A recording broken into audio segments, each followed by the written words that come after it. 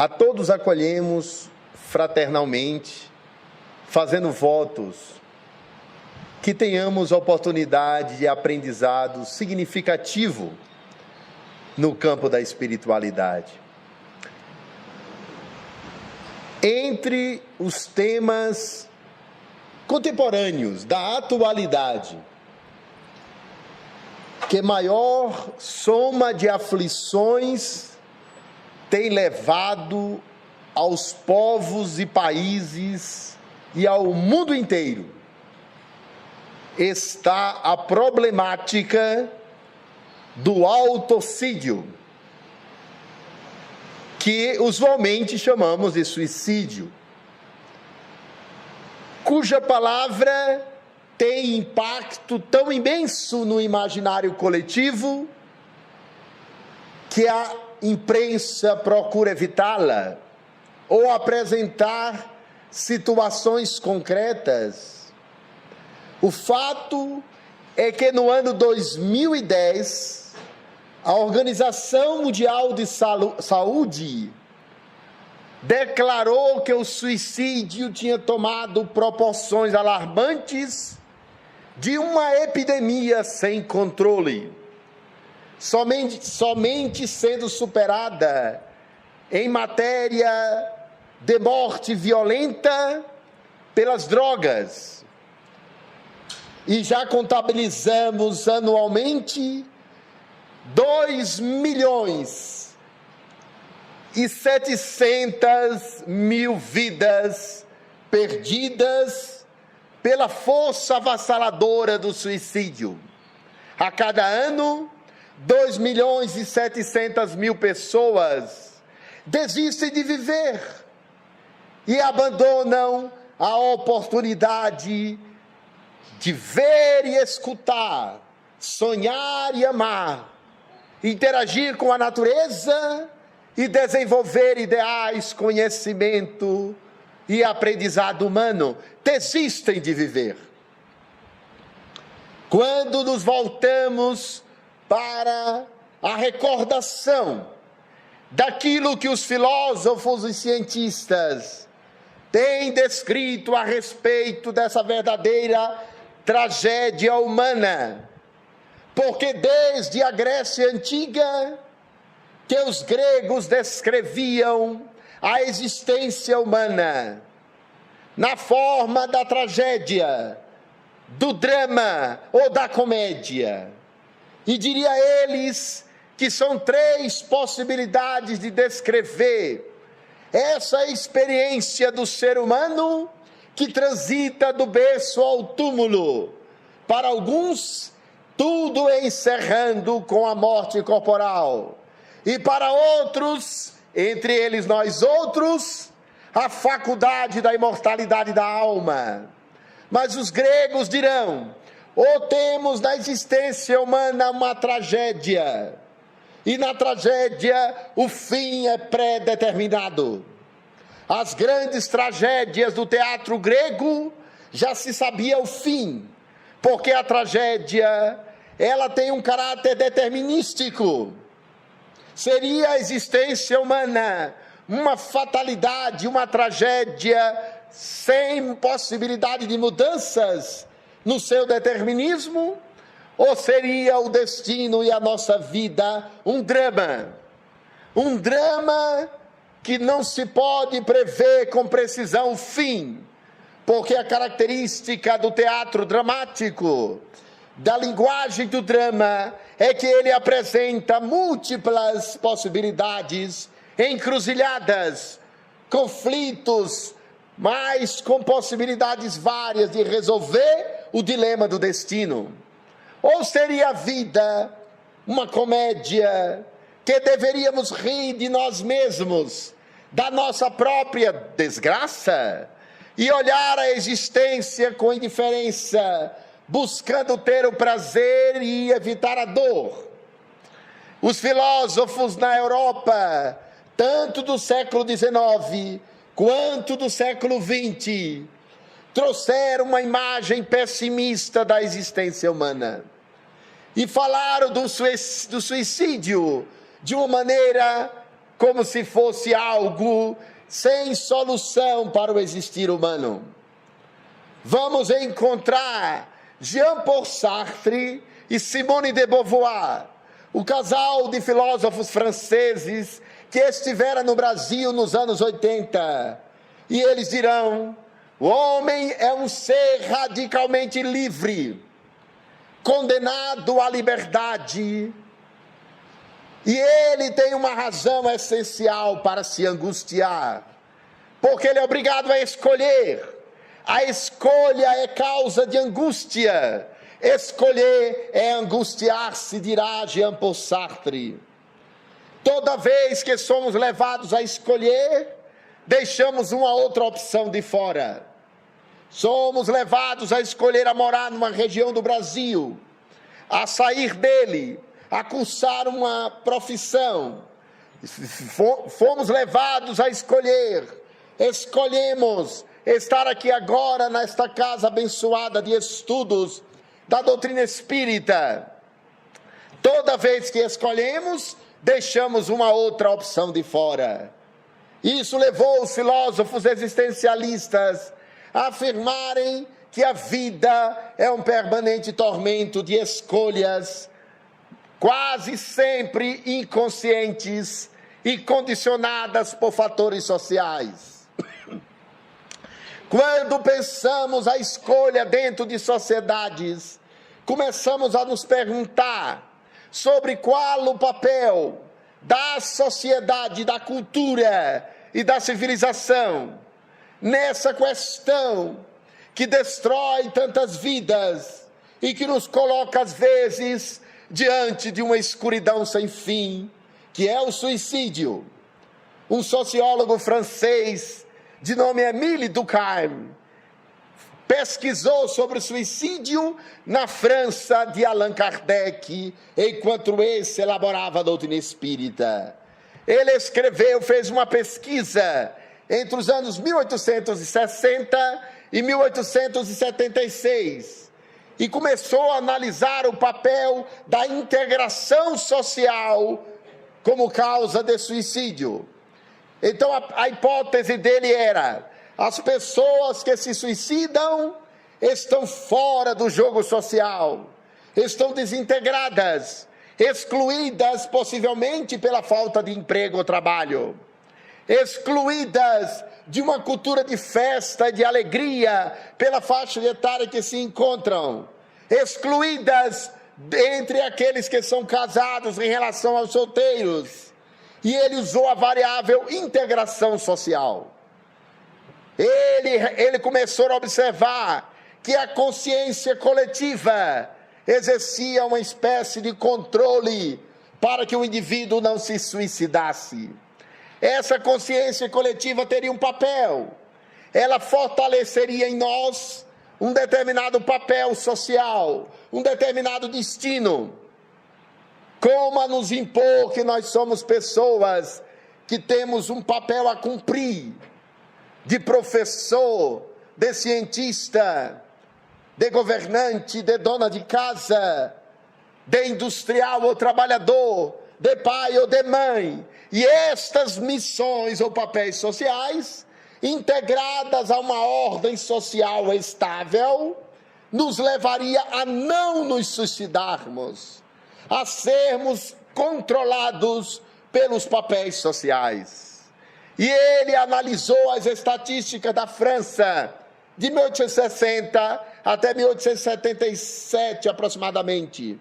E a cada ano ele observava e começou a comparar e chegar a ele a estatísticas muito precisas. Os solteiros se suicidavam mais na França desse período que os casados. Melhor ser casado então. Os católicos se suicidavam mais que os protestantes. Ele analisou a variável religiosa. As pessoas se suicidavam mais no verão do que nas outras estações. As estatísticas subiam no verão. E aí ele foi observando a variável integração social.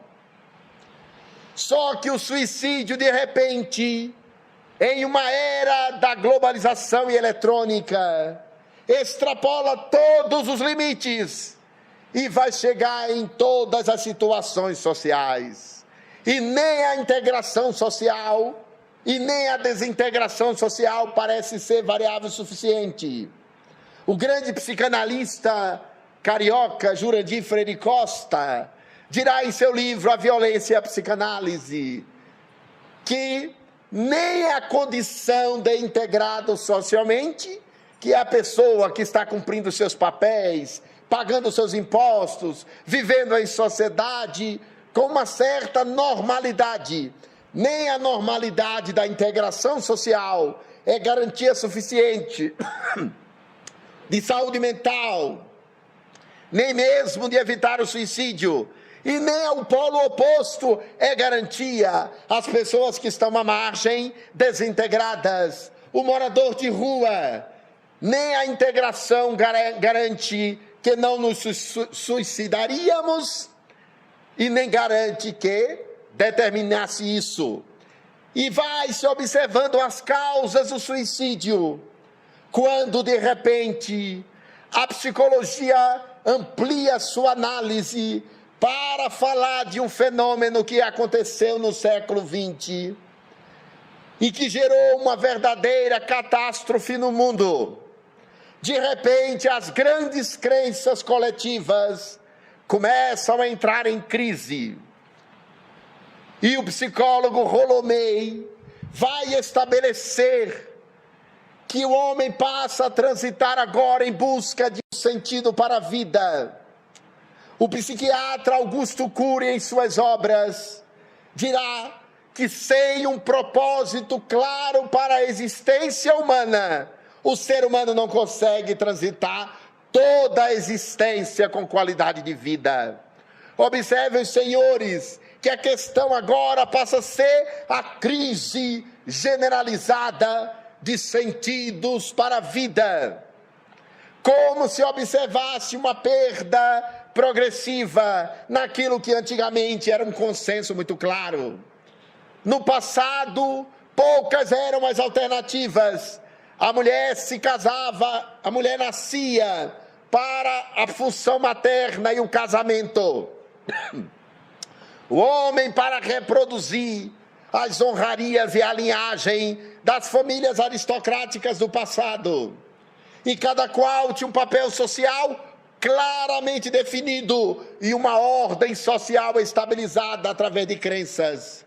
Hoje, os senhores se perguntem, qual o sentido da existência humana na era da tecnologia e da globalização? Quando parece que não há um propósito, porque acontece um fenômeno que o historiador alemão chamado Max Weber vai chamar de dessacralização da vida. O que é isso? A racionalização progressiva toma conta de uma sociedade que se torna racional e a tudo transforma em objeto, destituindo a qualidade do sujeito para o ser humano. Observem vocês, somos mão de obra na ordem capitalista. Somos objeto de relações estéticas, sexuais e narcisistas, nem sempre sujeitos delas.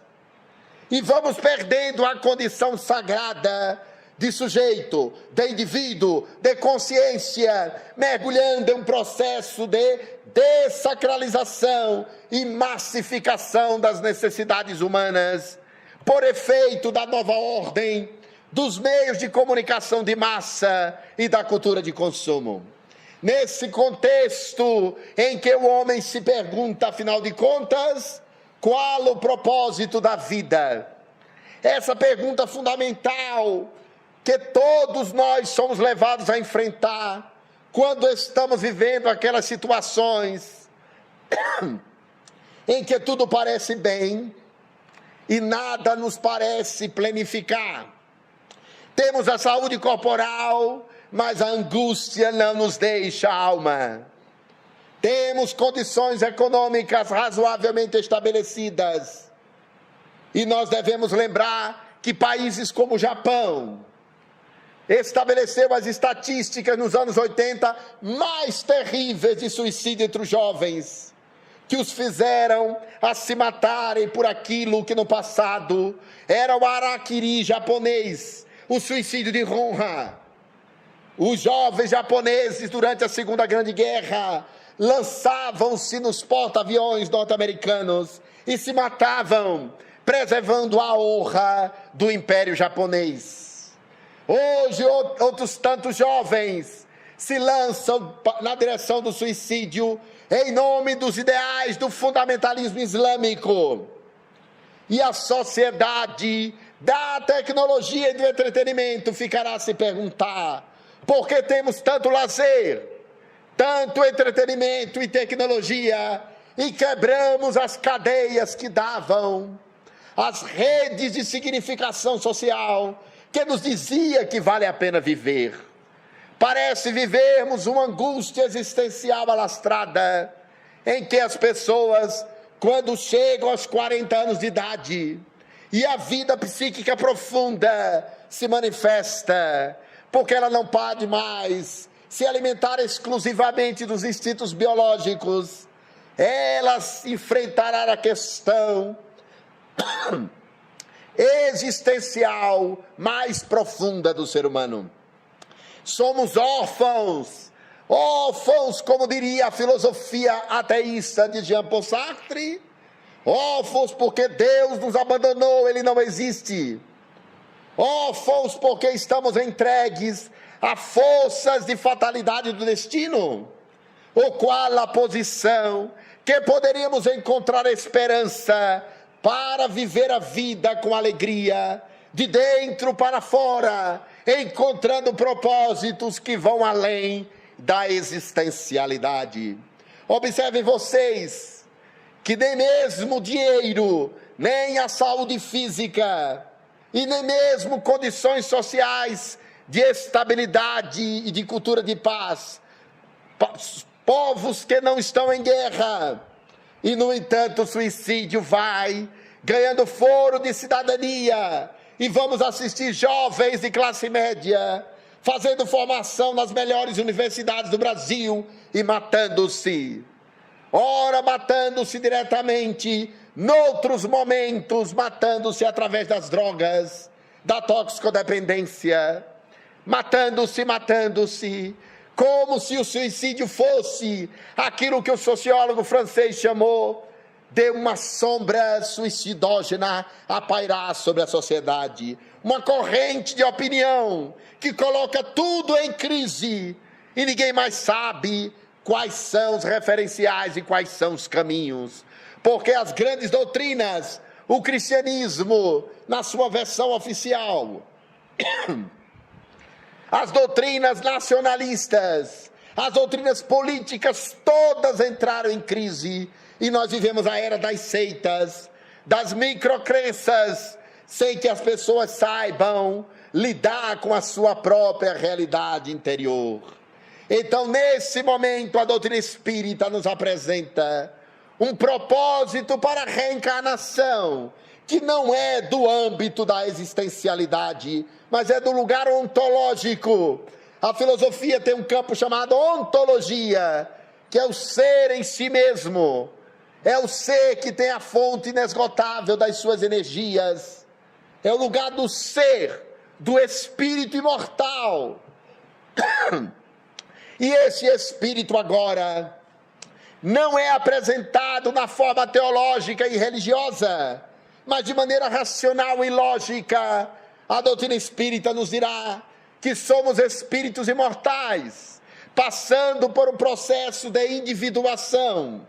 Ao longo da existência, os nossos conteúdos vão sendo elaborados, e nós vamos tomando consciência de nós mesmos, indo além do ego, além da ilusão, além da fantasia. No início do século XX, um grande médium havia em Minas Gerais, o nome dele, Manuel Quintão. Manuel Quintão foi médium na primeira década do século XX, na segunda, e ele era um excelente médium psicógrafo no interior de Minas, antes mesmo da emergência de Chico Xavier. era médico e receitava psicografias, receitas homeopáticas através do espírito Bezerra de Menezes, nosso venerável doutor Bezerra de Menezes. E ele era médico, casara-se com uma jovem, e o sonho do casal era ter filhos. Por problemas de reprodução, ela não lograva engravidar.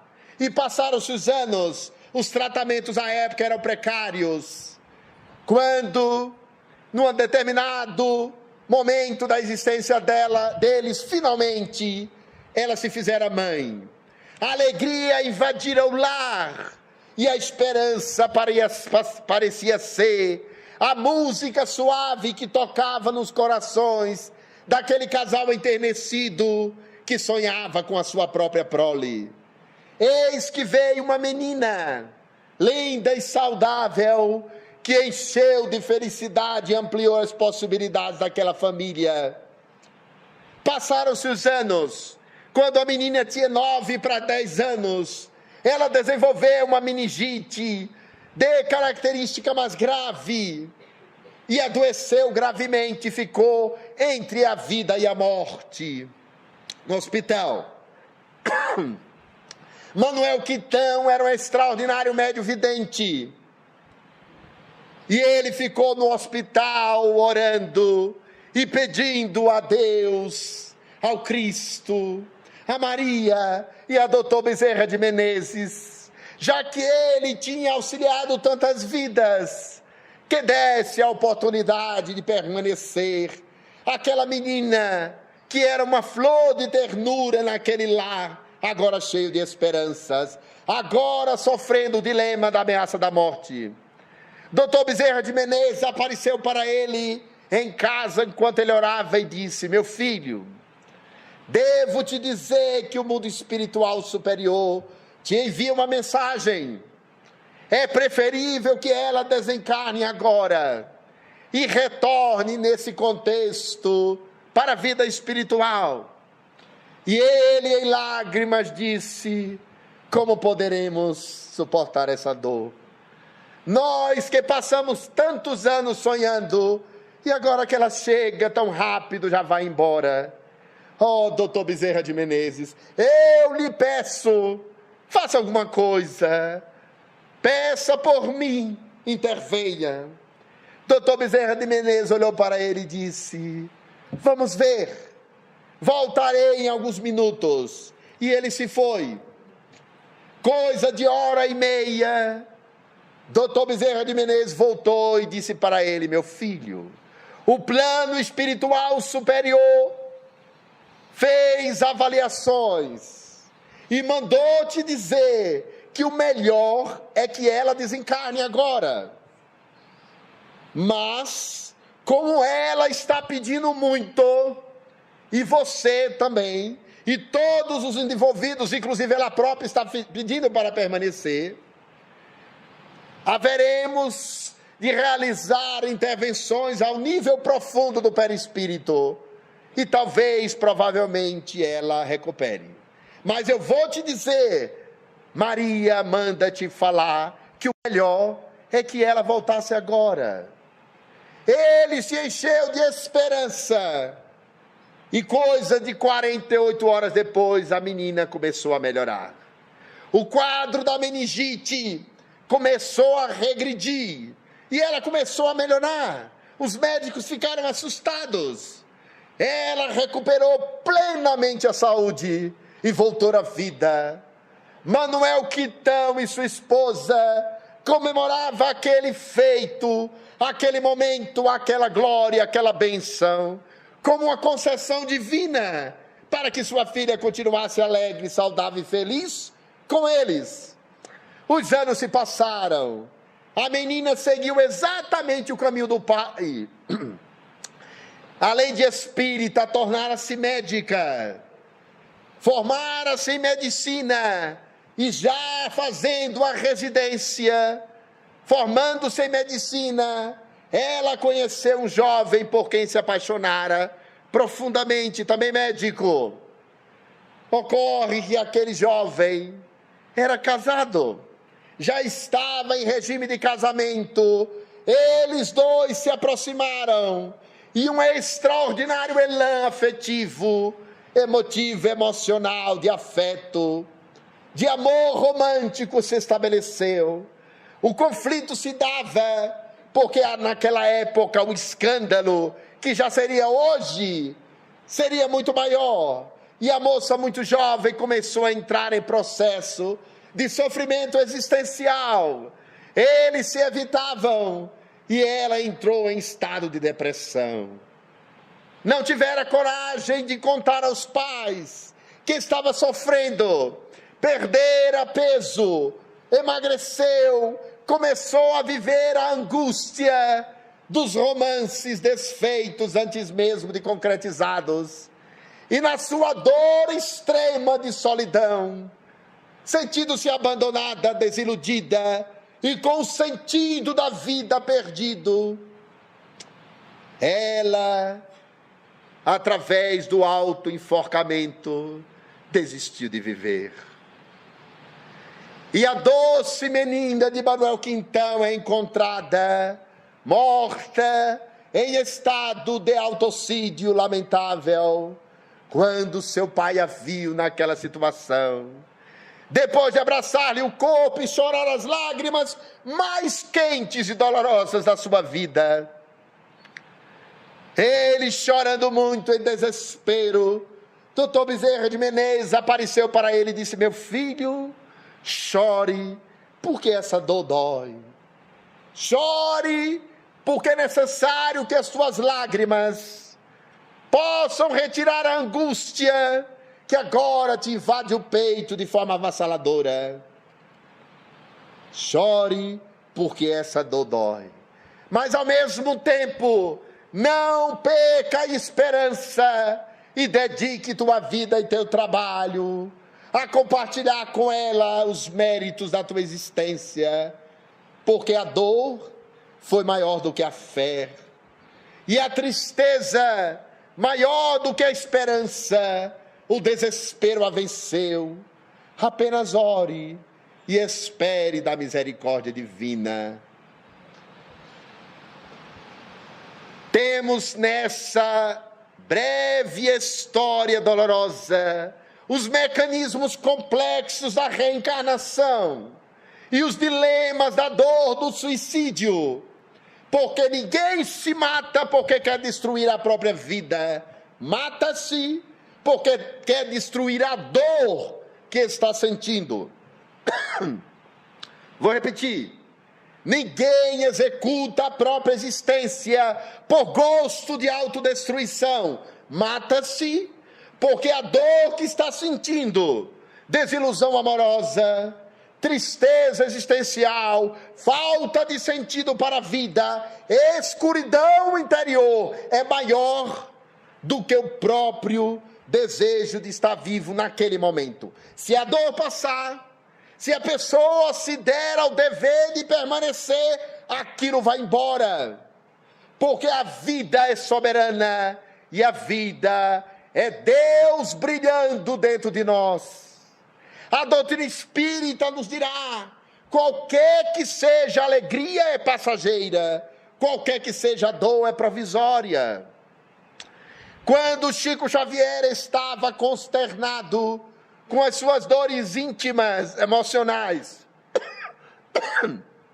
diz ele nas várias biografias que fizeram sobre ele próprio, sobre ele, quando estava tocando o território da tristeza e do desânimo, lançava-me na direção das periferias da cidade de Uberaba, em busca das favelas, dos sofredores, e de lá voltava envergonhado de mim mesmo. A maioria de nós outros, se soubesse desenvolver a resiliência, converteria dores amargas em esperança permanente e fé inabalável. A doutrina espírita é o maior antídoto ao suicídio, porque nos diz que o suicídio mata o corpo, mas não destrói a vida. E o indivíduo que realizou o autocídio, porque destruiu o equipamento mais maravilhoso que Deus poderia lhe dar. Viverá as consequências do seu ato, invariavelmente, pelo tempo que lhe restava na existência corporal, com variações que mudam de caso a caso, mas na sua generalidade, aqueles que se matam atravessam longos anos de sofrimento até lograr a consciência da desencarnação, até se desvencilharem da rede de relações e do drama existencial que deveria se desenrolar no corpo físico. E o indivíduo fica, por aquele tempo que deveria estar no corpo, muitas vezes, em grande sofrimento. Não apenas não extingue a dor, mas a mantém e alimenta em uma faixa muito mais sensível, que é o corpo espiritual. Então o Espiritismo dirá: matar ou matar-se nunca. Temos que ter esperança que após uma madrugada, quando chegamos à meia-noite, 1h da madrugada, estamos nos preparando para um novo alvorecer. Quando dizemos que o sol não brilha mais, são apenas as nuvens que o encobrem. Assim é o nosso espírito. Por mais triste que estivéssemos, por mais desamparados que nos sentíssemos, deveríamos lembrar de Dr. Bezerra de Menezes a dizer: visitei muitas regiões espirituais, milhares de circunstâncias humanas, encontrei de tudo, menos abandono. Nunca há ninguém abandonado. Aquele mais triste que está desamparado na miséria socioeconômica, as mãos da solidariedade chegará até ele, da caridade, da fraternidade, para socorrê-lo, e é Deus a socorrê-lo na hora certa e no momento exato. Aqueles que estão se sentindo solitários saberão converter a sua solidão em solidariedade fraternal, buscando quem sofre mais. Daí a importância, de vez que outra, sair do nosso conforto material, da nossa condição de pessoas em um país sem guerra, em uma cidade com a melhor qualidade de vida do país, em uma condição socioeconômica, a maioria das vezes, da classe média, em saúde do corpo, e visitarmos os sofrimentos humanos que estão muito além e muito maiores do que os nossos. O Espiritismo nos diz, portanto, que brilhe a vossa luz e que coloquemos a esperança em nosso coração para diluir as sombras do suicídio, sabendo que não existe a morte corporal, apenas a transferência de cenário. Mudamos de cenário, mas não abandonamos a vida. No corpo ou fora dele, seremos nós mesmos, nem anjos, nem demônios, nem fantasmas, nem nada fora da condição humana. Estaremos nós outros transferidos para a vida espiritual, com toda a nossa individualidade. Aqui fazemos uma pausa. O tema é por demais amplo e complexo, e naturalmente merecerá considerações de outro tanto, de outro nível, e nos colocaremos à disposição para esse diálogo. Faço as perguntas de vocês.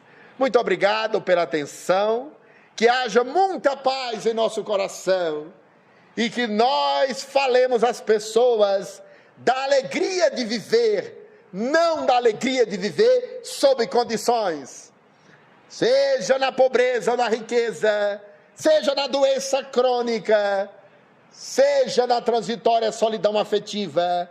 Viver é um impositivo e uma oportunidade, uma possibilidade e um campo que se descortina ao nosso desenvolvimento espiritual. Que brilhe a vossa luz, como disse Jesus: vós sois deuses, podeis fazer o que eu faço e muito mais ainda. Muita paz e vamos conversar.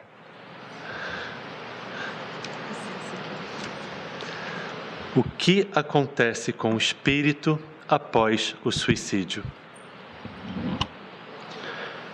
Sempre teremos uma variação muito grande. Porque, mesmo nesse campo tão doloroso do suicídio, há suicídios e suicídios. Sigmund Freud, o criador da psicanálise, com mais de 70 anos de idade, 77 anos de idade, ele tinha um câncer de língua, boca, e ele desenvolveu uma condição muito terrível. Não conseguia mais trabalhar, vivia à base de morfina, de analgésicos poderosos, e foi morrendo e desencarnando aos poucos. Chegou num dado momento, ele pediu ao médico dele que lhe aplicasse uma dose excessiva de morfina, porque ele não suportava mais as dores, e ele se foi. Isso é uma espécie de eutanásia e também de suicídio. Está na vida de Sigmund Freud. Isso não mudará os méritos que ele teve na missão que cumpriu e em tudo que realizou pela humanidade como um dos maiores cientistas da história da humanidade. A sua obra ficou e salva milhões de vidas através da psicanálise. Milhões de vidas no mundo inteiro.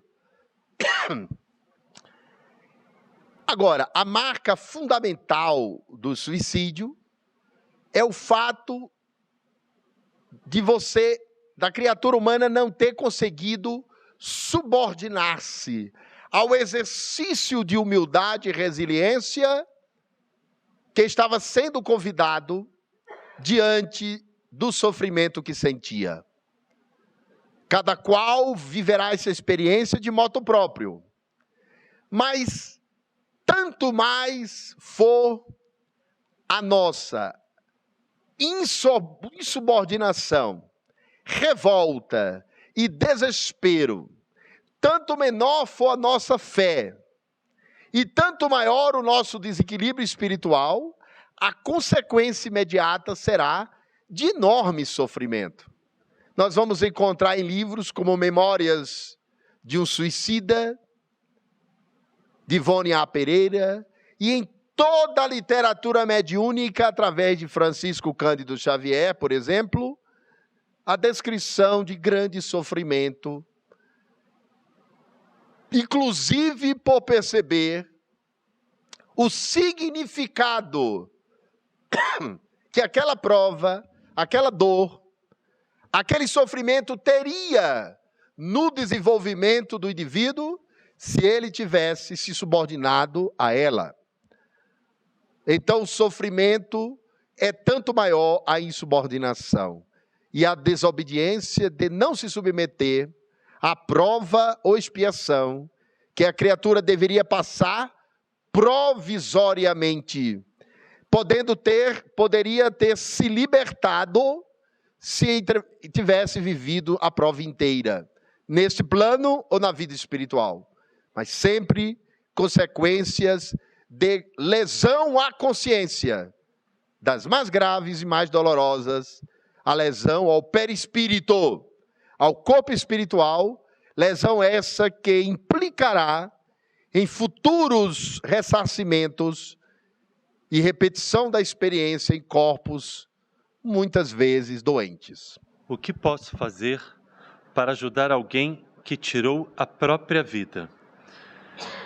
Tenho orado e rezado todo dia por esta pessoa, para que saia do Vale dos Suicidas o mais rápido possível.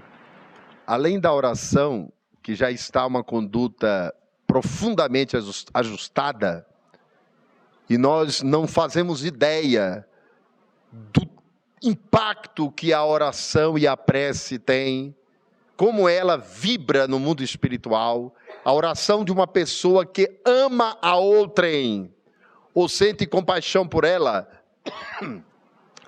viaja o universo. Chico Xavier dizia que a oração das mães arrebentava a porta dos céus, mas as mães eram apenas o símbolo do amor mais profundo, mais completo, mais elevado.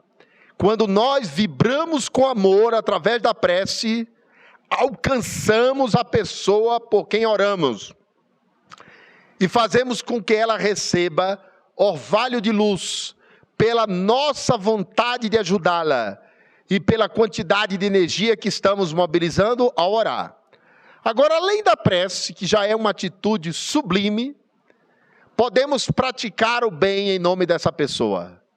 E essa energia do amor que se pratica, da bondade que se realiza, e muitas pessoas, não apenas em caso de suicídio,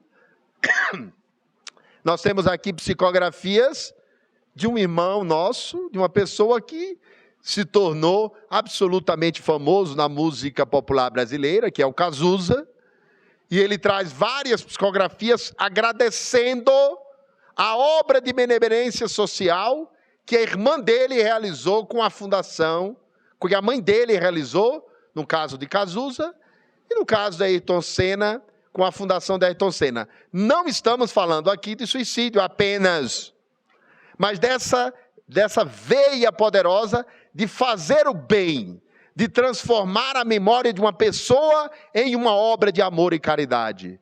Se quisermos ajudar os desencarnados, além de orarmos por eles, façamos o bem e acreditemos em nosso coração, isso nós podemos fazer. Todo bem que nós fazemos, a recordação daquela pessoa. Isso é absolutamente poderoso. E milhares de famílias que perderam seus entes queridos, voltaram de Uberaba, não apenas suicidas, naturalmente, todos aqueles que receberam mensagens pelas mãos iluminadas da psicografia de Chico, Chico dizia: transforme sua dor em obra de caridade e amor ao próximo. E as pessoas saíam dali para fundar centros espíritas em todo o Brasil, recordando daqueles que partiram. E Chico dizia que só há uma dor maior do que a saudade, é a alegria do reencontro. Nos reencontraremos e, se em paz tivermos, muito faremos pela pessoa daqui e quando voltarmos à vida espiritual. Uma pessoa tentou suicídio, só que esta pessoa não desencarnou. O que a espiritualidade fala sobre isso? E ela pode tentar novamente? Há uma história absolutamente ilustrativa dessa questão que a pessoa coloca. Uma determinada pessoa no Rio de Janeiro estava com a sua família jantando em Copacabana e, de repente, ela teve uma espécie de surto. Ela teve um surto, o que a psicologia chama de surto psicótico. Ela perdeu a consciência por alguns instantes e, simplesmente, ela se jogou do 6º andar de um prédio. Essa pessoa, ao cair, obviamente, ela quebrou algumas falanges de dedos e quebrou o pé do 6º andar. Bom, existem fenômenos humanos que demonstram que forças de natureza espiritual, determinação maior, interveio porque foi possível intervir. E, de alguma maneira, é possível que méritos daquela pessoa e outros fatores a tenham impedido de lograr o êxito naquela tentativa. Isso é o aspecto da misericórdia divina e das intervenções espirituais que podem acontecer quando são permitidas que aconteçam. E há pessoas que não logram êxito depois de tentarem o suicídio.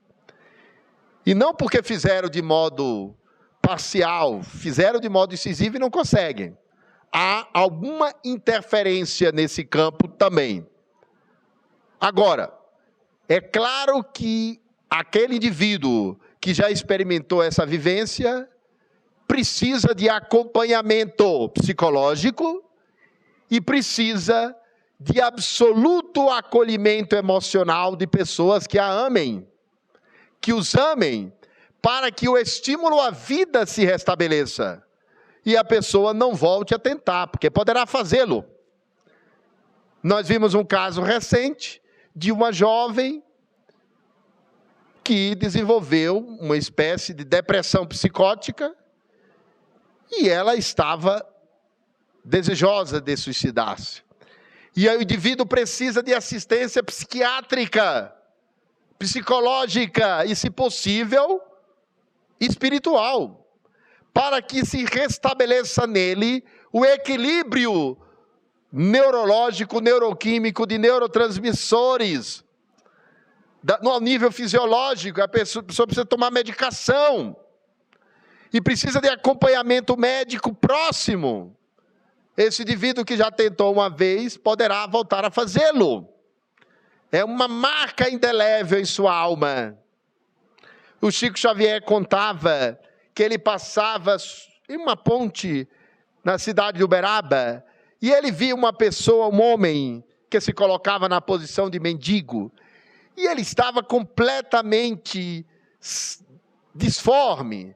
Não tinha pernas, não tinha mãos, era uma massa de carne. E o Emmanuel disse para ele: meu filho, em mais de 16 encarnações, ele repetiu o suicídio. E ele pediu para vir de uma maneira que não tivesse a menor possibilidade de fazê-lo, porque ele não tem autonomia em relação aos seus movimentos, ele não pode movimentar o próprio corpo.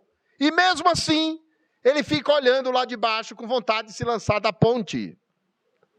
São fenômenos que estão no inconsciente profundo e que precisam ser trabalhados ao nível da psicoterapia, da assistência espiritual espírita, do evangelho no lar, do afeto de pessoas que amem e não tenham medo de dizer que amam. Porque nós estamos com muito medo de falar dos nossos sentimentos. Pergunte-se há quanto tempo faz que você não fala a seu filho, a sua esposa, a seu sobrinho, a sua irmã, a seu pai, a sua mãe, a seu vizinho, ao Jack, pode ser também. Eu te amo.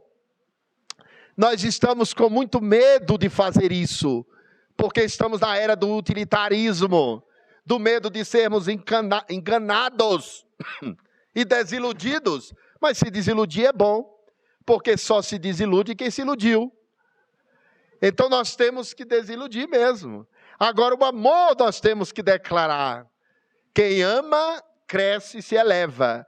E se você quiser proteger uma pessoa que já tentou o autocídio, revelando o desgosto pela vida, e uma dificuldade de autocuidado e autoamor, ame por ela, e naquela circunstância, no lugar dela, por ela mesma, para que o amor a devolva à saúde mental, porque o suicídio é um índice de adoecimento emocional e espiritual. Nós temos mais 3 perguntas, no entanto, 2 delas nós conseguimos colocar em uma pergunta somente.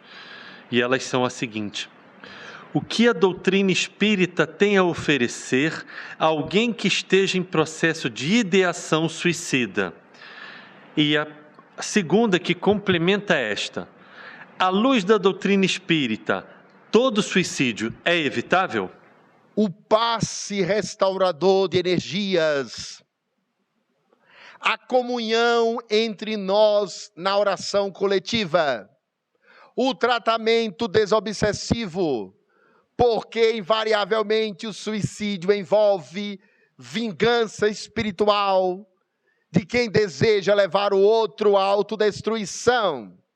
A doutrina espírita oferece a bênção do evangelho no lar e oferece a laborterapia do amor, para quando o indivíduo estabilizar minimamente, encontrar sentido para a vida, no trabalho junto aos sofredores, que uma casa como esta abre em todas as direções. Nós temos a quinta-feira aqui, a campanha Francisco de Assis. Vai um veículo da comunhão com trabalhadores sinceros em caravana, na direção dos nossos irmãos moradores de rua. Abre-se o trabalho com a rancenias e os leprosos, para que a caridade em contato com a dor eleve o nosso padrão vibratório e nos devolva significado à vida. Porque a vida na inutilidade, na banalidade, a pior tragédia do ser humano é perguntar-se para que sirvo, quem eu sou, de onde vim, para onde vou, e não encontrar propósito na vida. A doutrina espírita oferece tudo isso. E a segunda questão, rapidamente, que você já citou, é... Se à luz da doutrina espírita... Todo suicídio é evitável, perdão, aqui. Não existe fatalismo para o mal e para o sofrimento na doutrina espírita. Todo fatalismo é para a felicidade. Toda possibilidade é para o bem. Toda a nossa existência é para a luz. O que acontece é que nós não sabemos atravessar os invernos para chegar à primavera. E esquecemos que é no inverno, no outono que antecede a primavera, exatamente o outono, que as sementes nascem para que as flores tornem belas paisagens da terra. E nós não conseguimos passar os dias do outono da nossa existência, do inverno da nossa existência, esquecidos que é neles, nos dias mais dolorosos e calientes da existência, que crescemos e transcendemos a nós mesmos. Basta deixar o dia do outono passar, o dia triste das nuvens do inverno passarem, e a sol da esperança voltar a brilhar em nosso coração, na primavera da vida, porque aprendemos a lição de atravessar as dores. Ninguém deve chegar ao pódio das grandes conquistas espirituais sem atravessar o mérito de ter sido resiliente, paciente, humilde nas horas dolorosas da vida e nos testemunhos cruciais. Nós vamos terminar essa palestra. Tem mais uma questão. Vamos lá. Esta é rápida, eu acho. O uso de drogas lícitas e ilícitas não seria uma forma de suicídio? Todas as formas de degradação do organismo biológico. O tabagismo, que mata milhares de brasileiros por câncer de esôfago, pulmão, laringe, língua, é suicídio de longo prazo indireto. O uso de drogas é suicídio indireto. A exposição a altas velocidades no trânsito é suicídio indireto. Aqueles que comem demasia, dizia André Luiz através de Chico Xavier, o garfo mata. E não se cuidam para controlar a obesidade mórbida, farão sua pressão arterial subir e gerarão complicações orgânicas, de modo que todas as formas de destruição do organismo que prejudicam a existência de forma indireta também é uma maneira de suicídio, que muitas vezes está no inconsciente e precisa ser trabalhada ao nível da psicoterapia. Nós vamos encerrar a palestra, o nosso Pinga-Luz desse mês, com uma mensagem do Espírito Samuel de La Tour, do nosso livro Psicografias, capítulo 60, Psicografias, Espírito Samuel de La Tour. Suicídio. Terrível e sombria tempestade que se abate sobre a alma humana quando esta se entrega ao estado de desespero e falta de fé. Configura-se como um ato extremado de rebeldia e insubordinação face às dores impostas pelas leis kármicas. Lamentável gesto do ser humano que o materialismo favorece, mas de consequências catastróficas. Chaga dolorosa do século da descrença e do ateísmo. Seja a doutrina dos espíritos o remédio seguro e eficaz contra a sombra suicidógena. Trabalhemos todos nos dois planos da vida para ensinar e esclarecer que a vida é dádiva abundante de Deus.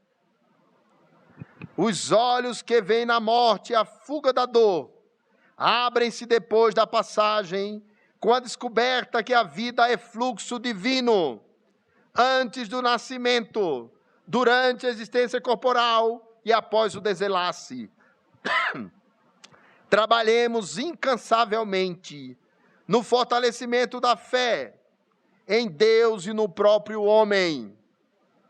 A vida é para sempre, no corpo ou fora dele, suicídio jamais.